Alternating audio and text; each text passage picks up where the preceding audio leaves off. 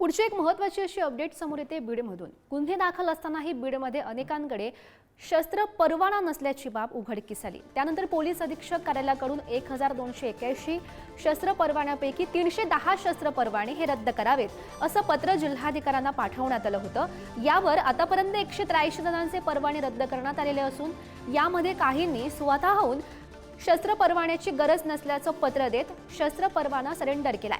आता उर्वरित शस्त्र परवाने देखील रद्द करण्याबाबत कार्यवाही सुरू असल्याचं सध्या जिल्हा प्रशासनाकडून स्पष्ट करण्यात आलेलं आहे। आणि या संदर्भात अधिकची माहिती जाणून घेऊयात। आमचे प्रतिनिधी उदय नागरगोजे सध्या आपल्यासोबत आहेत। उदय, नक्कीच आपण जर बघितलं तर बीडमध्ये 1281 जणांकडे शस्त्र परवाने होते।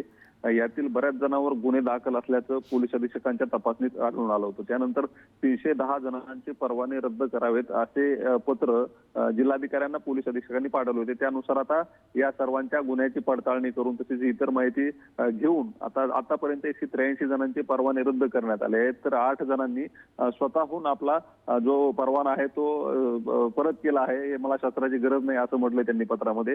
आता उर्वरित जे 127 परवाने आहेत ते देखील रद्द करण्याबाबत कार्यवाही सुरू असून आता बीडमध्ये एकंदरीत जर बघितलं तर गेल्या काही दिवसाच्या घटना घडत होत्या। रील्स बनवले जात होते, हातात पिस्तूल घेऊन हवेत गोळीबार करताना रील्स बनवले जात होते। असे जे प्रकार आहेत ते यापुढे खपवून घेतले जाणार नाहीत असं आता नूतन जे पालकमंत्री झाले त्यांनी देखील सांगितले आणि पोलीस दल तसेच महसूल प्रशासन देखील याबाबत ऍक्शन मोडमध्ये आल्याचं आपल्याला पाहायला मिळतंय।